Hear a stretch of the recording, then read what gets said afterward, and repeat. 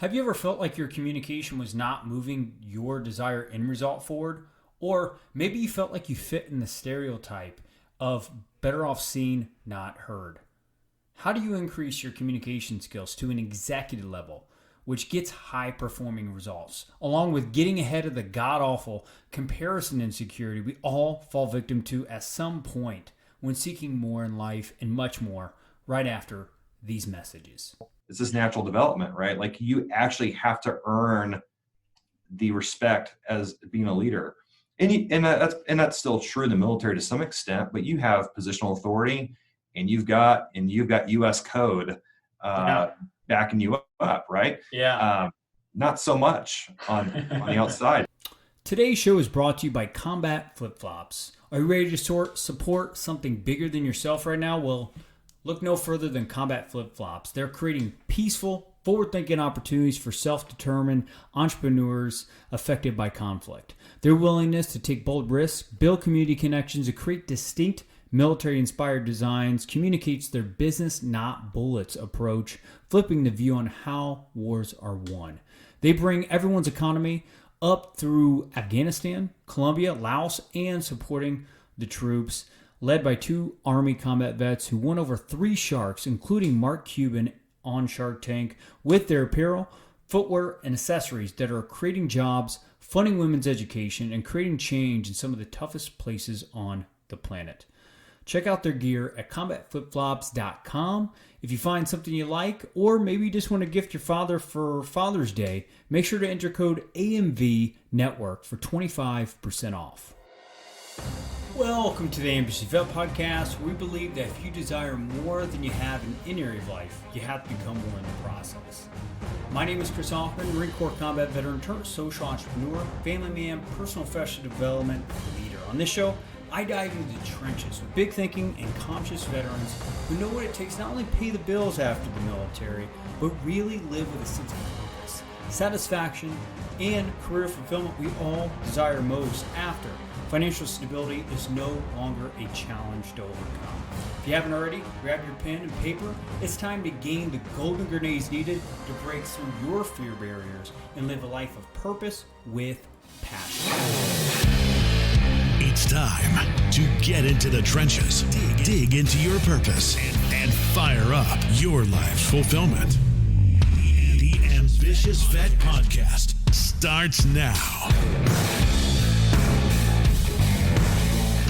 What's going on, Ambitious Vets? We're right back into the trenches, bring you another industry leader, thought leader that's going to bring the golden grenades to help you take your career, life, and business to the next level. Who do we got today? We got Aaron Spatz. Aaron is the founder and CEO of Bold Media, a digital marketing agency that represents brands worldwide. From marketing that gets attention to websites, social media, and other creative, Aaron loves to drive ridiculously great outcomes for companies. He's a U.S. Marine commissioned veteran and active in the military veterans community. He's also the host and producer of the Veteran Business Podcast, a podcast centered around the stories of U.S. military veterans and their adventures in the business world following their time in service. He also is a man of faith, devoted to his wife and 3 kids, and he's also a passionate ambassador for Christ everywhere, which I definitely value myself and love that about this man. When he's not busy with his family and volunteering at church, Aaron loves to train for triathlons, read and explore technology. I think he's actually preparing for an Ironman right now, but I'll let him talk more about that. Aaron, brother, welcome to the show. Hey, Chris, thanks so much, man. It's a pleasure. Oh, man, absolute honor, man. So are you really training for an Ironman right now? Yeah, so I took a few years off from the sport last. I have not done a full Ironman yet. That actually, that's not even official. This is the first time it's gone public, but I will be running Ironman Chattanooga 2021. Come on. I'm training for Ironman 70.3 Waco for this fall. I'll probably also run Ironman 70.3 Galveston in the spring of next year as I start to crank up training for Chattanooga. And probably need to check with a psychiatrist, right? Man, you are a busy man. Yeah. And it's probably a pretty good stress reliever during these times too, isn't it? Yeah, I mean, it's, you get out, put 30 miles in on the bike. It's a good way to kind of expend yourself and get a clear head and, get some of those, get that endorphin high going, so. Yeah, I can only imagine, man. It's good to have that outlet. I think for myself, just doing sprints 3 times a week just does the world for my psychology and keeping me moving in the right direction and not getting bought into everything that's going on. So, man, I admire it, man. You got a lot going on. But, man, I want to, without further ado, just dive right into your expertise, brother. So, you're a natural brand builder, right? One of the things I was doing research on you up into this interview is like you're a great storyteller, you're a natural brand builder. And I want to kind of dive into your story, man, around your transition as a Marine back in 2012, right? And I want to dive into, more importantly, some of the challenges you faced in building your personal brand. Okay. And I just think a lot of ambitious vets, maybe the one that's listening right now, may get a lot out of that. So, man, what were some challenges you dealt with developing your brand out of the Marine Corps? Yeah, that's a great question, Chris. The transition out of the military, regardless of your branch of service, your experience, or however long you served, is an emotional process. There's the logistics side to it. Obviously, there's a lot of decisions you got to make very rapidly, and I don't think we're fully prepared to make the decision. And I don't really think that's a problem, honestly, with DOD. I think it's just we're so focused on doing our job, right, that you don't really think about looking up and eyeballing a way out the door. And that's, so then when it does happen, you're like, crap, what do I do now? Yeah. So my transition was pretty rapid. I came back home off deployment. I had probably 5 months, 6 months until my EAS, had some terminal leave, all that usual stuff, right? Punched out. I used one of the big 3 or 4 junior military officer placement firms that everybody knows. Got a job in the Houston, Texas area, and really just tried to commit myself to just learning and just really trying to adapt into civilian culture. And so brand building and the whole personal brand thing, that didn't really start to register with me, to be completely honest, several years after that. It probably wasn't until 2015 when I started to understand, for myself, how important a personal brand is. And in all honesty, I didn't really start aggressively building it for probably another year after that. Wow. So there's a lot of things that there's a lot of self-imposed hindrances, right? Of fear of what people are going to think of me. Totally. Do I have something people want to hear? Right. That journey of just trying to understand the whole brand process. You've got to get out there. You've got to get yourself dirty. You've got to get out. You've got to get some experience. You just got to keep grinding it out. Yeah. No, I definitely agree with that because, I know an ambitious vet that may be listening to this right now, maybe saying, hey, I'm in the trenches. I'm grinding it out. But I'm just feeling stuck and I don't like to talk about myself. Right. What would you say to that ambitious vet that's in that stage where, they're out there, they got financial stability, but they're just like, man, how do I elevate? I want to grow in my career, or maybe I want to start my own business. How do we start positioning ourselves as a personal brand and communicate that? Love it. No, that starts at understanding where you want to end up. And I know it sounds like it's like the obvious, like no kidding type of answer, but but no, understand, okay, am I wanting to be a thought leader in my industry? Do I want to be seen as like the dude or the lady that understands everything related to this topic? Do I want to be an entrepreneur? Is there a business idea that's kind of rattling around and I want to explore that possibility? Man, it's once you understand where it is that you want to go, then you really do. Then you got to kind of have a plan of how you want to get there and to not overthink it. So it's like we tend to overthink it. I overthought the heck out of it myself. Oh, me too, man. Yeah. And so when it comes to that, it's like thinking about where your audience resides. But the bigger thing with personal brand is that it follows you. It follows you wherever you go. So like, you're not just building a brand for like a company. If you're an employee at a company, or you're the entrepreneur, you're the founder of that company, like, you're building your own following. And so it's building a community. It's focused on like, how do I foster and cultivate relationships around like similar interests. And so being thoughtful about that, of like, so if I want to be known as the expert related to architecture, then, you know, I'm going to position myself in a way where I'm talking about architecture, but I'm also talking about just talking about like other hobbies, other things that you like to do in your off time. That's the secret, like, that's the superpower, right?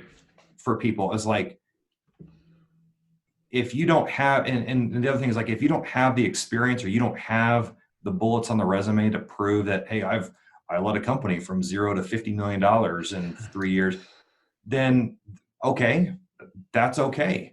Yeah. Make it about the journey. Make it about the journey of the entrepreneur. Make it about the journey of being a thought leader, and just be radically transparent. Be like, hey, I'm on this journey to to grow a business, or I'm on this journey to establish myself as a thought leader. I'm thinking about getting my PhD, and I'm going to take you with me on that journey. And that those are just a couple of like really easy things. I mean, I say they're easy.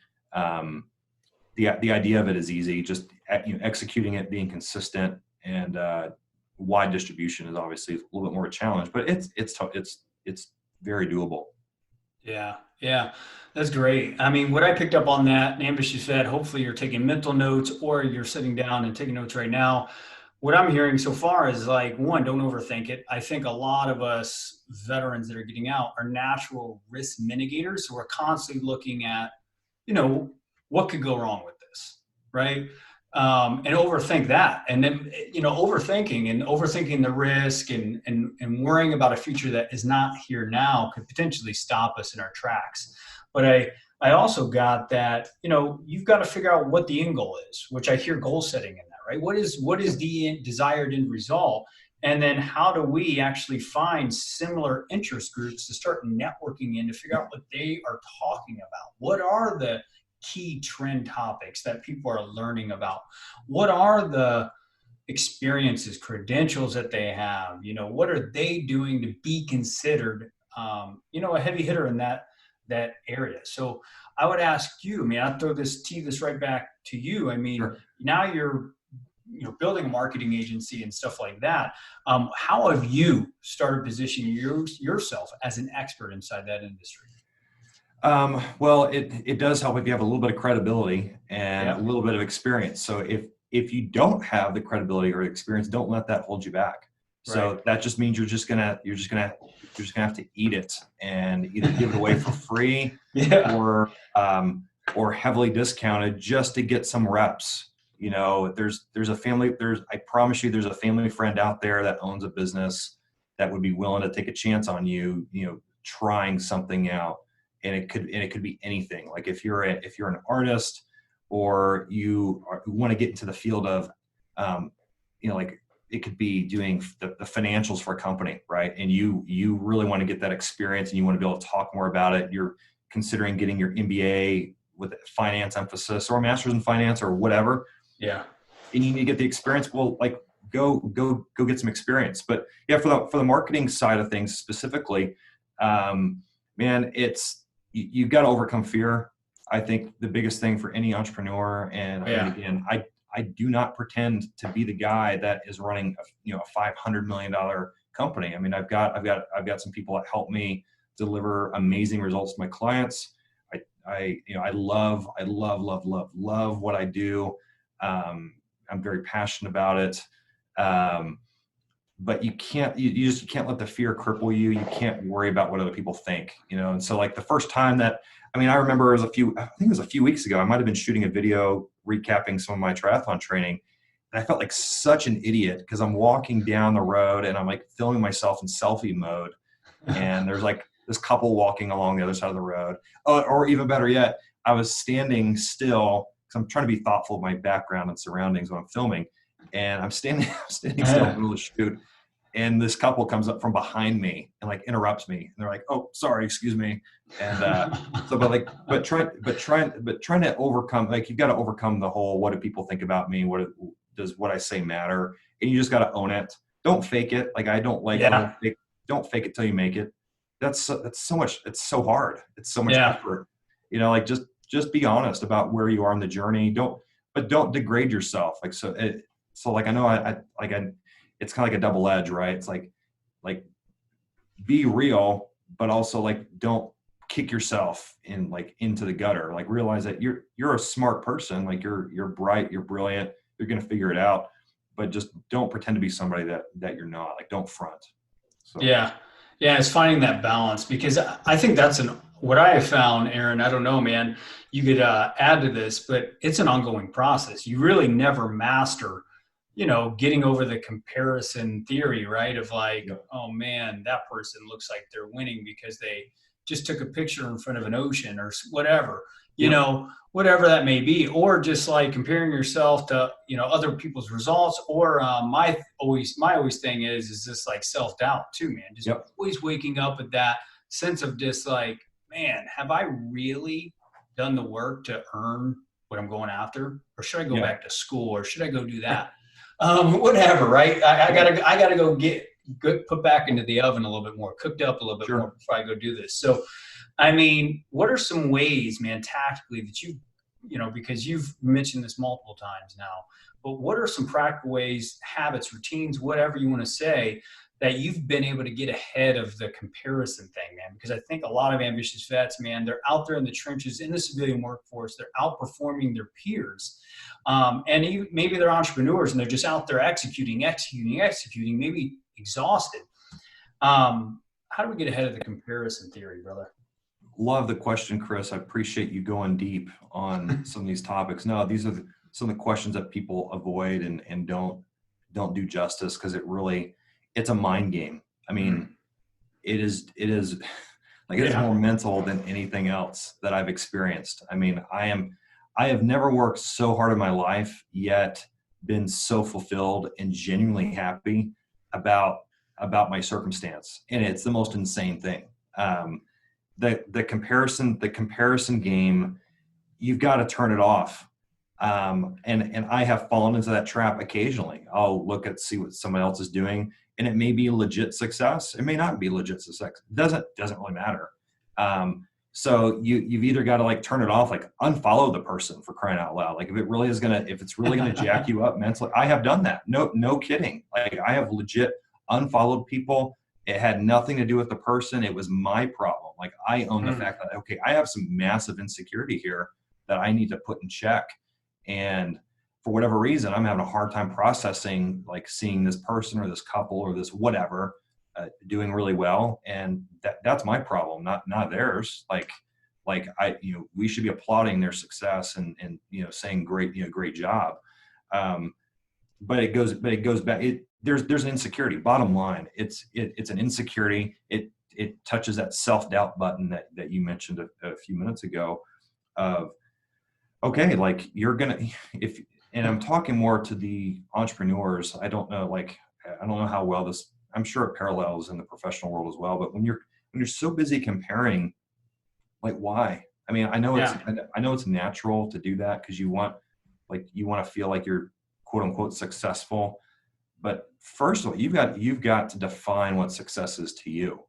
Right. So if success to you looks like being an employee or being a COO and making, $100K, and you've got medical and dental, and you've got, 3.5 weeks of vacation a year, and you've got all the time in the world for your family and your kids and all that. Like, if that is success to you, then go for that, and who cares? Like, really, like, who cares? You just need to define what success means. But if you're on the entrepreneurial journey, and there's a little bit of competition. A lot of us are a little bit more of the type D, a little bit more aggressive, maybe a little bit more competitive. That's okay. It may sound cheesy, but it's like, you just got to understand where is your heart in that process. Like, am I doing this to improve myself, or am I doing it like to tear somebody else down or to prove something to somebody? Because I'll tell you, you're not going to be fulfilled. You're not going to be fulfilled at the end of the day. You're going to feel like crap. I mean, that's probably why I enjoy the sport of triathlon, because I'm competing against myself. It's a battle to beat my own times or to see if I can push myself harder to do better. So, yeah. Yeah, no, I love it. There's a whole bunch of wisdom in there, man. And, one thing I just wrote down and circled is what I think a lot of, ambitious vets do. They're getting out desiring a hell of a lot more than their human capital will deliver in the moment, is that they get out and they feel like they got to prove themselves to the civilian world. Yeah.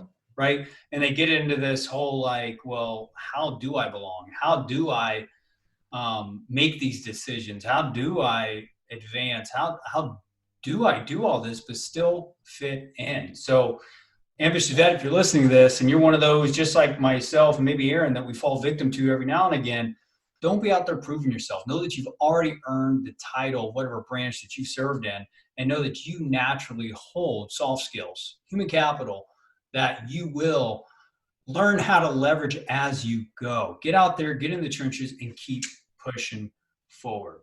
So, ambitious vet, we're going to take a brief break, but right when we get back with Aaron, we're going to dive in and debunk a complete veteran stereotype that I'm excited to hear Aaron's thoughts. We'll be right back. If you're anything like me, you're probably looking for new creative ways to break your body down while building your mental strength during these times of challenge and naturally bring up the fear of uncertainty or the unknown.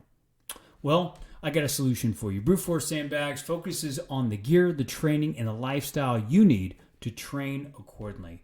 Best thing about it is 100% American-made training products built from the toughest material, raw material on the planet. It's free shipping domestically, has a warranty on it, and a 30-day money-back guarantee.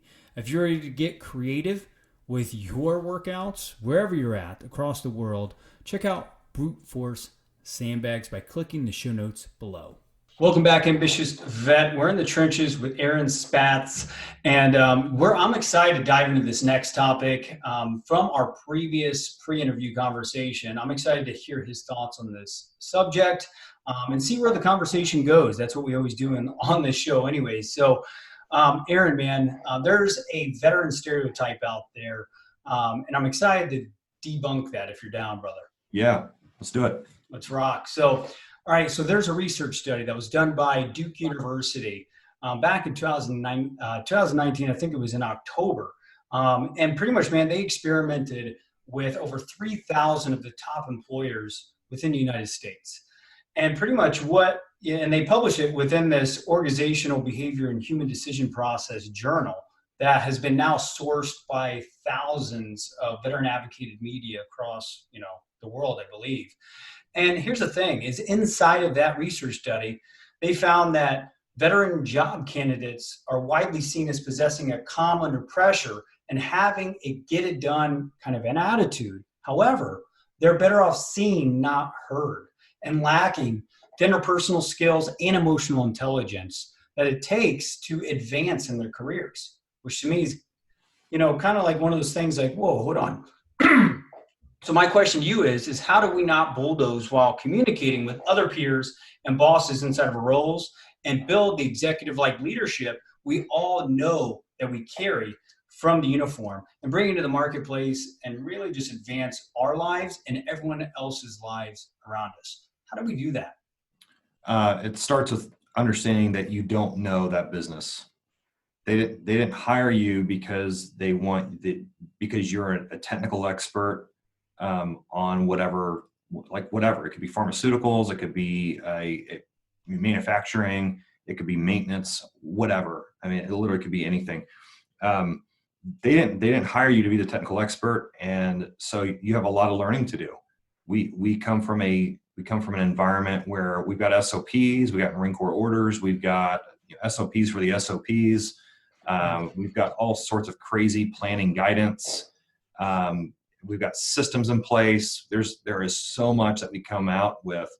And I mean, really, it's all, regardless of what your job is, we're also like service oriented. So there's like this, there's always a mission, whether you're Air Force or U.S. Marines, whatever the case may be. there's a mission, whatever, fly from here to there, go take the hill, go, deliver beans to, refugees. There's a mission. And so like, you've got to think through, like, when you get brought into the fold of a company, it's not the military, and you can't reinvent military culture, military standards inside of that company. So you have to assimilate. It doesn't mean that you give up on, you compromise your own personal value system, your own belief structure, your own way of working hard, so long as you're not imposing your will on others. So when you're in, I mean, unless you got out, after you got like reduction in rank, there's a pretty good chance that you were responsible for at least one other person at some point. And so you had that authority, and it was just given to you. And so really understand that when you're coming into these environments, like your opinion matters, but not at first. And so they value your service. They love what you've done for the country, but it really is important to just understand the culture, understand like what makes the company tick, and learn, just be a sponge, and it might take you a couple of jobs to do that. Right. By the way, it may be even harder if you're going into like a defense contractor.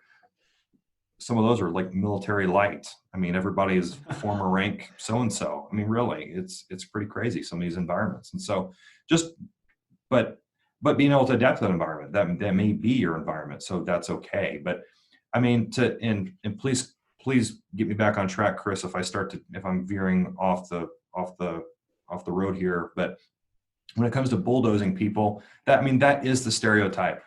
Whether or not we like it, especially if you're a Marine, I'm sure, Army probably has a little bit of the stigma also. Air Force and Navy probably get off a little bit easier on this one, but for the ground-based forces, specifically in the military, like we're viewed as drill instructors. Like we're viewed as like the guys that are going to come in, yell and scream. We're going to flip tables, knife hand everybody, and like just go bananas, right? And for the employers that don't have that figured out, like it really is on us to go in and help them understand. Like, no, we are an amazing wealth of talent that just needs to be directed. And so just understanding what is your lane, and execute well in your lane, but play nice with others. Like play well with others.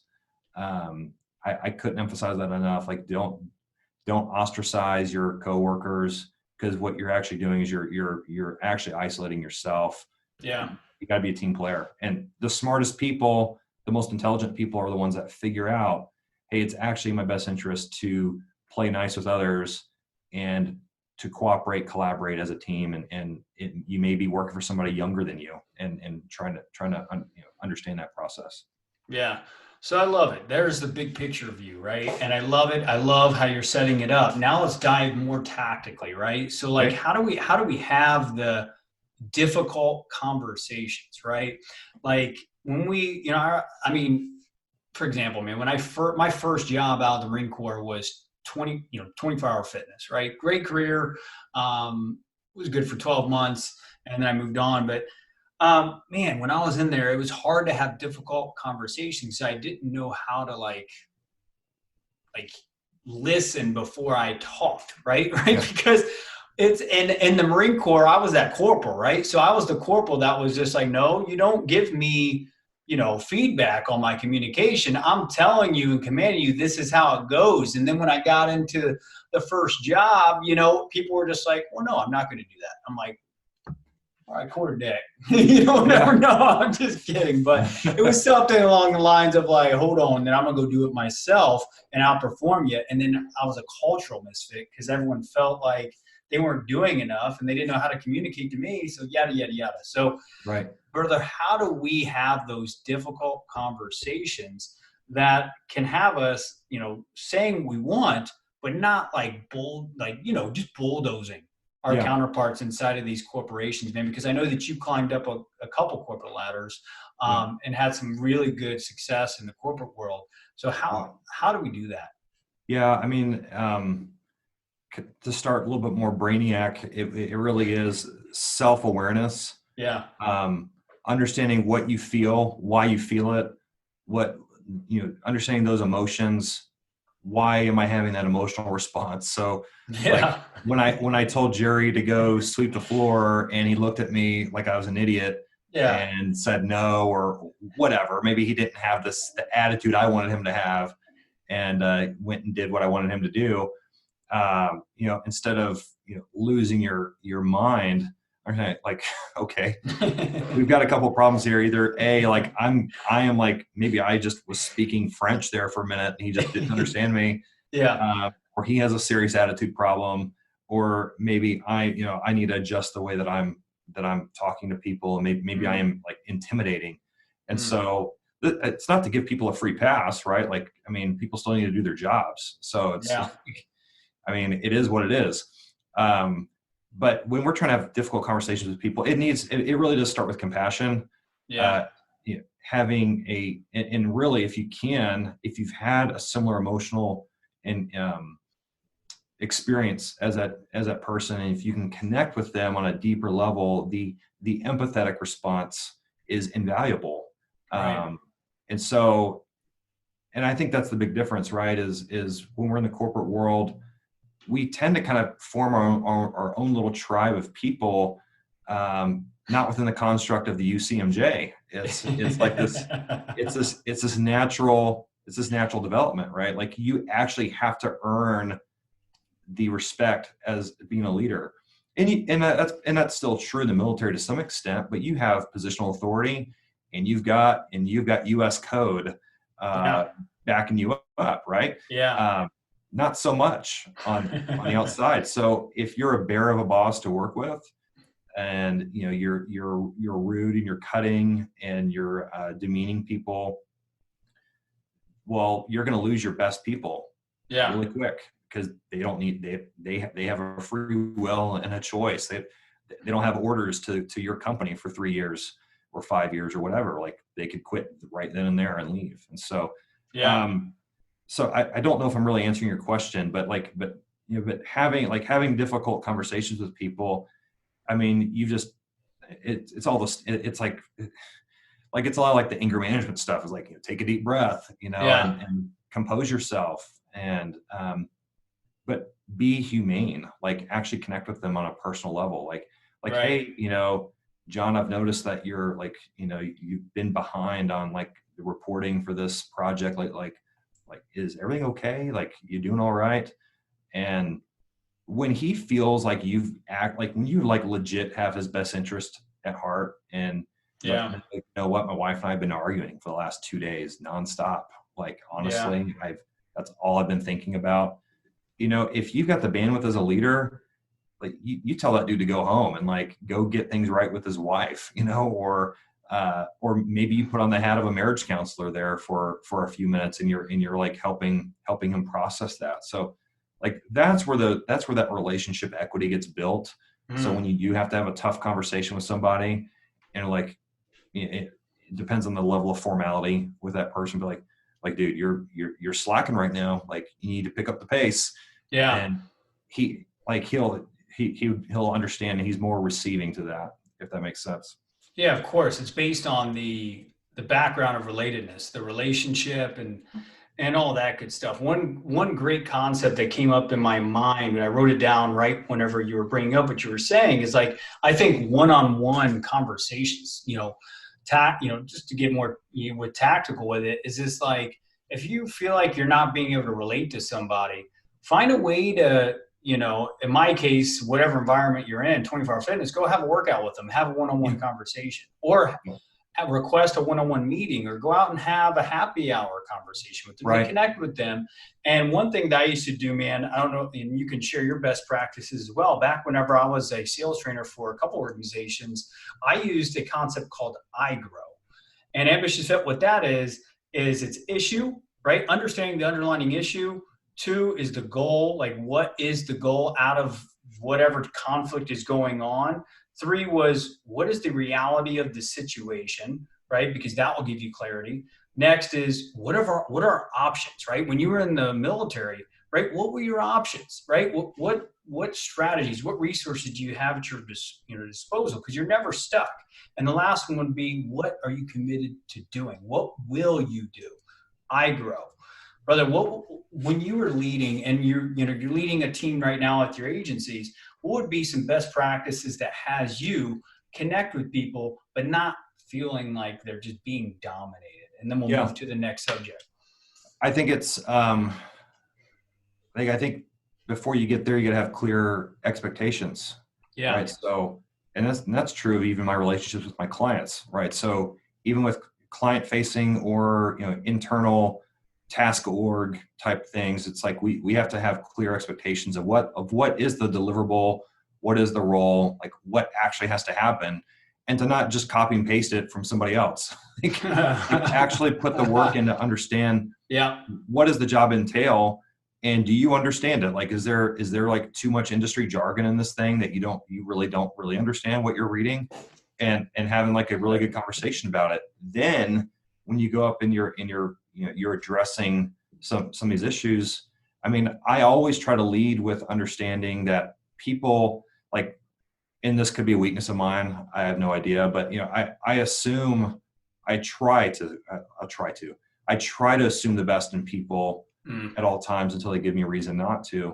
And so if someone's not getting something done, then I got some real life examples of this. But if I've got a project that I've tasked somebody with or I've paid them to do and they haven't done it for me yet, I'm probably going to assume a couple of things. Like, and you have to train yourself this way. Like, we automatically assume the worst almost every time. Yeah. So I have to be like, okay, he or she is probably, overwhelmed, or they're probably having struggle. So I'm not trying to make excuses for them, but I'm trying to think about like what they're going through. Then when I have that in like kind of percolating, then when I go to talk with them about it, I'm not approaching them as if I'm about to punch them in the face. Like, they feel like it's more like, okay, yeah, the expectation was clear, so I should be expecting to get questioned about this. Like, I mean, it's like disciplining a kid, right? Like they know what the rules are, and I don't mean this in any like degrading way. It's just another silly example of like when you have a standard set and the standard isn't met, it is your responsibility to correct it if the person hasn't corrected it themselves. And so you'd be surprised, people really appreciate when you actually hold them accountable. They're like, oh, like, it's almost like, thank God, right? It's like, thank God you noticed, because maybe it opens the door for a wider conversation. Maybe you have too much on their plate. Maybe it uncovers like a systemic problem with the organization. And you're like, oh my gosh, like I didn't know, like I thought the process for you getting this done was X, Y, and Z. I didn't know it was A through Z. Holy crap. Like, we need to work on this. So, wow. Okay. This puts it all in perspective now. Wow. Oh, and you were smart enough to understand that you needed to prioritize these issues first. That's why the more minor things have been getting dropped lately. Got it. Okay, so now I got something to work with. So, yeah, no, that's brilliant, brother. I mean, what I hear in that is ambitious that if you get out there in the trenches, if you're an entrepreneur or if you're a corporate leader looking to, develop more quality executive leadership, what you need to be doing is inspecting versus assuming. Inquire, like, what could this person be dealing with? Where is their position inside of this conversation?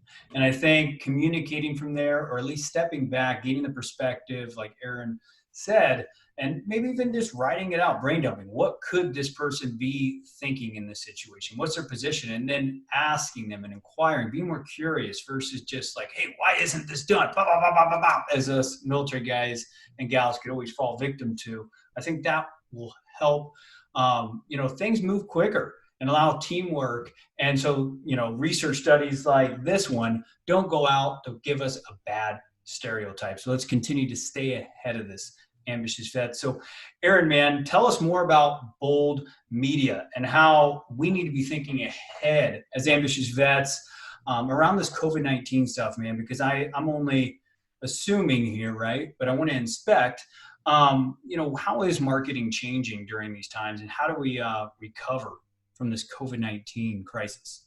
Yeah, marketing is, as a lot of folks listening to this will understand, obviously, it's an ever evolving process. You're constantly iterating, constantly testing new ideas, isolating variables, doubling down on successes, throwing away the garbage. But as it relates to COVID-19, really from a business level, you're seeing people just get more creative. How many restaurants 90 days ago were not offering curbside delivery or curbside pickup and home delivery?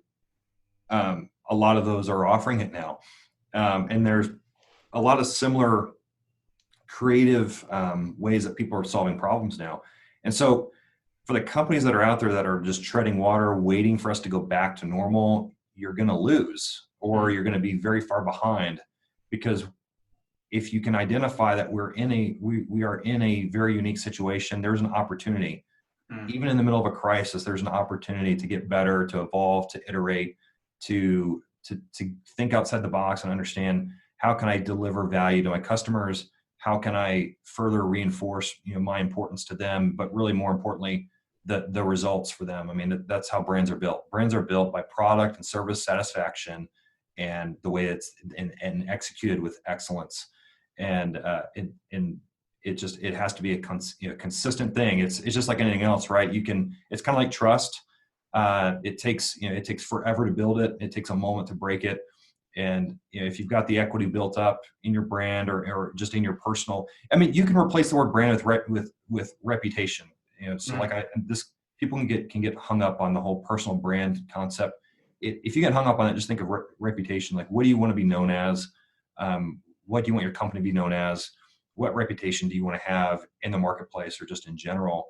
And so, but no, I think coming out of COVID-19, I think it's just very important that you double down on what's working. Like if you're not leveraging social media, you need to be leveraging social media. At no point in history have we ever had direct to consumer access, like pocket to pocket. You could literally be DMing a CEO from wherever you are in the world. You could be tweeting directly with somebody at some level from anywhere. And so there's a lot of different ways to think about it, and how can we leverage technology? How can we leverage social media? And so these are some of the problems that Bold Media solves, right? So, if you've got tools in your tool chest, there's been seasons where I've changed my own oil and done my own work on my car. There's other times when I go and I have somebody else do it for me. And I may be able to do it myself to some level of competence. But the mechanic's going to see a lot of other things that I don't see or don't think to check. He's going to do it a lot more efficiently. He's got the experience. He's got other vehicles that he's worked on that, he can kind of draw some parallels, and maybe he learns something working on another model of vehicle similar to yours that he then incorporates into your vehicle. And so it's kind of how the marketing agency world works, right? So if I make some gold nugget discovery working on a totally unrelated project, that may have a ripple effect across all my clients in a very positive way. And so no, that's just, without making this a long drawn out commercial, Chris, this is really what we do is, marketing strategy, but then the tactical social media content, logos, websites, website hosting and maintenance. The whole 9 yards. Everything related to the digital front of your company. So. Yeah. Because Ambitious Vet, take it from someone that's been dealing with this whole COVID-19 hacker stuff recently. Website maintenance is key. And sometimes we don't always put money into the maintenance of things, and it you may have to pay more money later down the road. And just know that, without a website, social media has to go, the traffic has to go somewhere, right? So it sounds like you guys are a one-stop shop, man. You develop a website to capture the traffic from social media, and you keep the maintenance so the website stays up and running, so competitors can't shut your stuff down or whatever. There's a lot of hackers sitting behind their computers nowadays too. Right. So just making sure you are getting ahead of stuff and making sure that we are hitting our end user in an effective way. Because I got to tell you, man, over here with me, marketing copy on social media to drive engagement can be so exhausting when all I want to do is focus on strategy, Yep. vision, keep spearheading, being the show Right. pony, right? And yeah, man, I mean, the learning curve, right? Ambitious Vet, I want you to be thinking about the learning curve of having to go and learn marketing on social media, right? Because every single one of the platforms, LinkedIn, social media, LinkedIn, Facebook, Reddit, Instagram, Twitter, all these platforms have their different language that are effective in each and every one of them. And just know that it's a learning curve on all of them. So I would just challenge you to reach out to, Aaron and his team at Bold Media to help not even have to worry about the learning curve, so you can focus on what you're best at, right? That's where you make the money, is your vision, and staying focused on keeping that being realized. So and just to jump back in here, Chris, I have no problem with people, trying to do it themselves. Like go do it yourself. Like you may have the bandwidth to do it. You may have a lot of learning ahead of you. But there's nothing wrong with that. Like it's just understanding, like what are your strengths? What are you best at? If you are a natural salesperson and you're really good at marketing and you've got an amazing following on social media, then, and you don't want to let go of it, then you're going to have to hire somebody else to do some of the other things that you need to do for your business. And so it really is just like whatever it is that you want to do. And so for our clients, I mean, a lot of folks that we work with, they recognize like, hey, I don't want to be good at social media. I don't want to have to keep up with all the trends. I got it. And I understand that there's a lot of work, and I've shown people all the effort and work that goes into it. That's why it is, people think it's, stupid, cheap solution. It's like, you really do get what you pay for. And we'll just let the results speak for themselves. So anyway. Yeah, no, I love it. I love it, brother. So Ambitious Vets, we're going to go ahead and take our last break of the show. And right after this, we're going to dive into Aaron's 3 golden grenades and sum this all up so you can take immediate action right after. We'll be right back. Big thanks to Emerson Knives, 100% tough, 100% American. Emerson knives are used by some of the top elite special forces military in the world, and also envied by some of the top law enforcement throughout the world. Crazy thing about it is Ernest Emerson started making custom knives in the garage in 1979. Like anything great has been built, we started this whole thing in a garage office. As an instructor in hand-to-hand combat and edge weapon skills, Mr. Emerson has taught the most elite warriors on earth, from the U.S. Navy SEALs to the guards of Parliament in London and everywhere in between. If you're ready for a knife that gets the job done, no matter what that job is, choose Emerson Knives by clicking the show notes below. All right, Ambitious Vet, we're right back into the trenches with Aaron Spatz. I'm excited. We got a tradition here. We're always diving into the last bit of the show, just having you spit out the last bit of golden grenades that you may have inside of you, man. You could, sum it all up, or you could think of 3 new golden grenades that could help empower an ambitious vet out there that's been out of service for at least 3 years, has financial stability, but is just lacking fulfillment, satisfaction, or maybe it's just a sense of purpose. Aaron, what would be 3 golden grenades that you would offer that ambitious vet right now? And I doubt that this is like the first time you've heard these, so I'm curious, and I'll give it my level best. All right, so for me, I think number one, and again, these all might sound stereotypical responses, right? But I actually believe in these answers. So, mentors. Yeah. Finding somebody. One, like, the hard thing with a mentor, right, is like you've got to be emotionally invested both ways, right? They've got to be invested in you. You got to trust them. You got to like each other. Yeah. You can pay to have a coach, right? There's thousands of people out there that do that kind of stuff. And if you want to do that, great. And that there's nothing wrong with that. I may end up doing that at some point. But the guy that I've got mentoring me, he has no ulterior motive. He's in it for me. And it's really refreshing. Like when you've got somebody there that's like they really are legitimately pulling for you. Like they really are in your corner and they really want to see you succeed. And it will only be as successful as honest as you are. So if you just sit there and say, oh, things have been going great, you know, blah, blah, blah, you keep it very surface level, then you're not going to get anything out of it. It's a waste of time. Like you need to share with them some of the things you're struggling with, some of the bigger challenges that you've been facing lately. And so I think I can't overstate enough the power of a mentor, and also to mentor others. If you have the industry experience, kind of like the resume to back it up, then be willing to take on somebody you as the mentor. If that happens to be your station in life, you may be in a spot to give back and to mentor. So I would not overlook that. This next one, I would say goal setting. And so you probably already kind of detected that in me, just in a lot of things that we're talking about today. But every year, and this is something I started a year ago, and it's been going pretty well. But setting some banner goals for the year, and then breaking it down into bits. So I have, like, as cheesy as it sounds, though, I've got like quarterly goals, I've got monthly goals, weekly. I have somebody that I actually do this with. And so it helps, because it's almost like having a mentor. This is almost like a secondary mentor. And you don't have to be in the same industry. It could be totally unrelated, right? But just find somebody that, is motivated, wants to participate in something like this with you. And there's like little master groups and stuff like that out there too.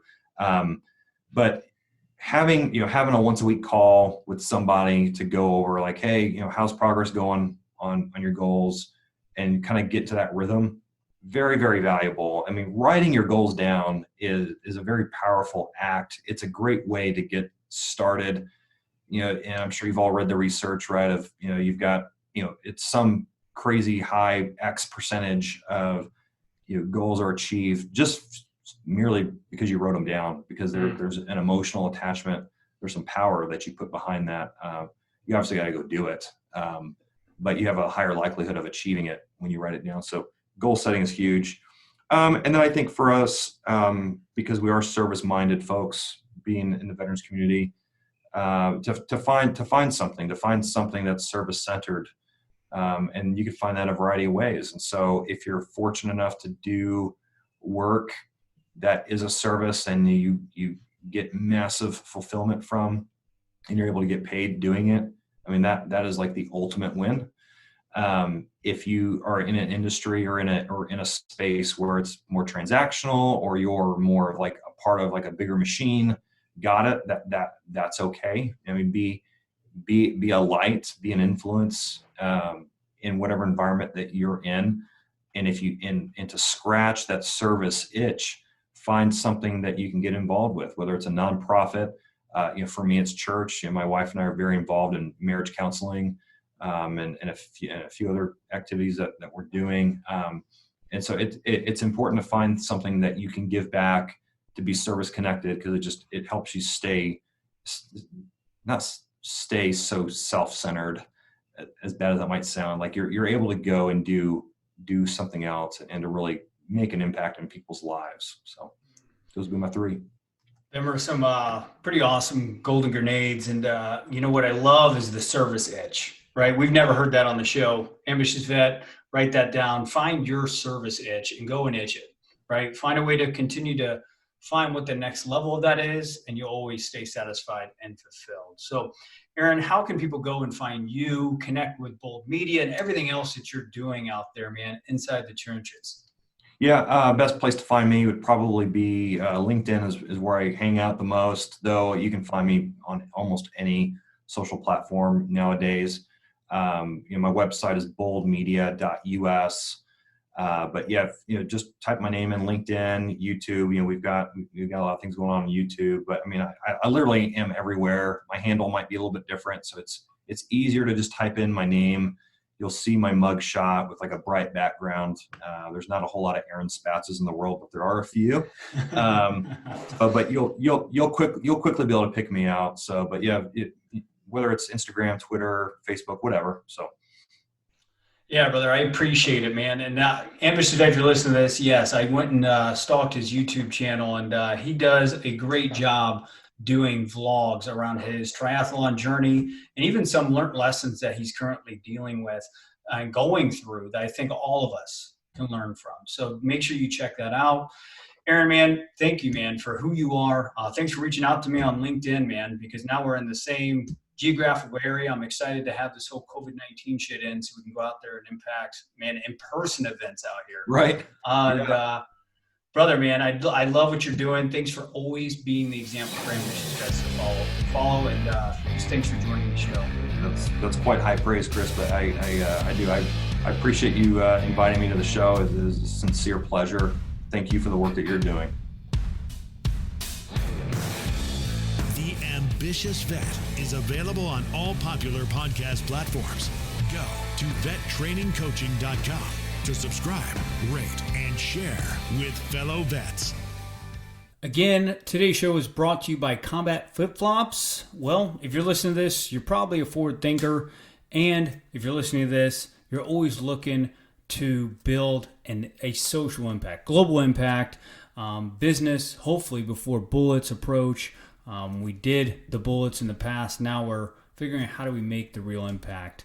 If you're trying to do that or support a mission, connect with Combat Flip-Flops by clicking the link in the show notes below or visit combatflipflops.com. If you find anything you like and all of their gear on that website, make sure to enter AMV Network for a 25% discount.